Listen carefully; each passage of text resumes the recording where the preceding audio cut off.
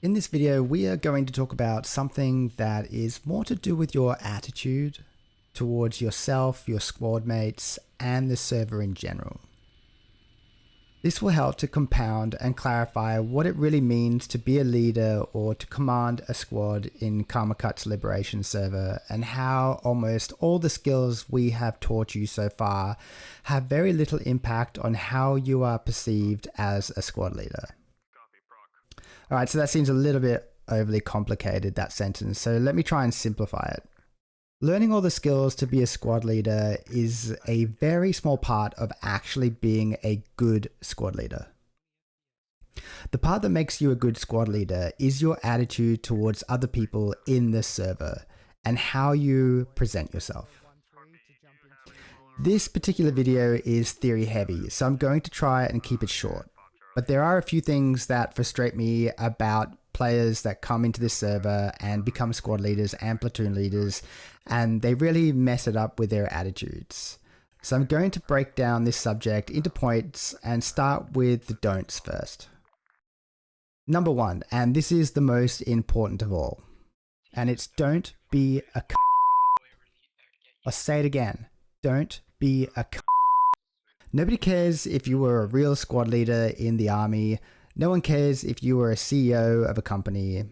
If you think that being one of these things gives you some kind of right to flex on others, you will quickly be shocked to find out that some of the nicest and quietest players on this server are combat veterans of multiple tours of Afghanistan and Iraq. So you need to check your ego as soon as you slot as an SL.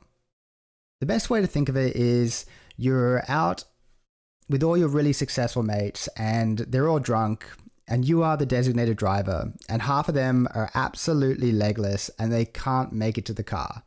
And it's your job to gently coax these happy drunks to the car without the whole situation collapsing into a fight. And that is the best way to picture yourself as a squad leader. You have a responsibility, but you are nowhere near the best in the group.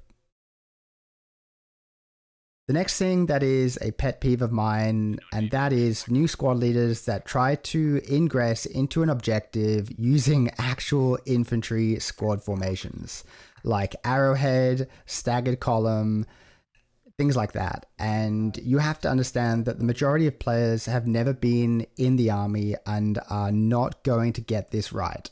And it takes away from things like looking out for the enemy because your guys are too busy looking around to see whether they're in formation. My favorite thing is to separate into a red and a blue team and get them to move as blobs. The blob is the best formation and is the most successful formation and has the highest chance of survival for your squad mates.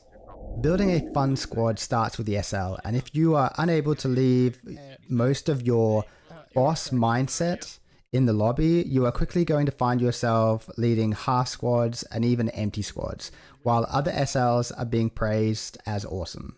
Anyway, that's enough of the don'ts. Let's talk about the do's. The first point of being a good squad leader is making concise decisions and telling your guys. Your job is to take the information from the platoon net and make decisions on it. Or if the decision has been made for you by a higher rank than you, it is to tell your squad about it. Doesn't mean that there's nobody within the bunker though. 1-6, this is 1-2, over. Send it. This is 1-2. Could we get Butcher to just do a quick search on the bunker in front of us and just drop some rounds into it, please? Over. Butcher 3-2, you copying that? Butcher 3-2, 1-6. 1-6, sent to Butcher 3-2. Butcher 3-2, can you please assist with 1-2 at the bunker GMG mark 0711? Copy, Butcher is gonna engage BTR, then he's gonna move toward the bunker. Good copy. Alright guys, they're gonna hold your pause wait. So their current threat is tasked and decrewed, and then we'll have them move over to you. This is 1-2, roger that, out. Alright gentlemen, just hold that line where we are now, and The butcher is just going to drop a BMP, and then Shadow, he'll so come 1-6. over and put some rounds into that bunker. 1-6 Shadow. It says that the GMG on top is disabled, but there's a HMG right next to it, so if we can get him to shoot that, it'll save us a bit. 1211, this is the Butcher 3-2. I'm loading HP. I'm hitting the bunker to your west. 1-1 copies, thank you, This is Butcher. 1-2, Roger. 1-3, Clear the this gun, is... clear the gun. 1-3, this is 1-1 Guys, on hold. 3-1. We're going to Hold. be moving south. Cover us if you'd like. Alright, gentlemen, that was bunker hit. Push south. Nope, 1-1 is going to be bounding to the next set of compounds if Right, you'd like gentlemen. to cover us. Hit that fucking bunker and kill everything. You're going to find that many of your squad mates have been playing on this server for a very long time. So when you give them an order, they will be able to execute. Once you've made a concise decision, step back and just let them get to work. Okay, the next point is praise those who take initiative. Don't belittle or attack people that take initiative or give you suggestions. Ideas are the best way for the squad to successfully reach the objective, and people who do this need to be praised, and they need to be placed into positions of authority within the squad because they are going to help you. If you allow these players who use their initiative to control smaller groups within the squad, it allows you to focus on being the bearer of information and allows those people to deal with things like security and direction of travel. The next point is often disputed, however, do not lead from the front. You are not a rifleman, you are a squad leader. Your job is to gather and compute information from the higher up and the lower down.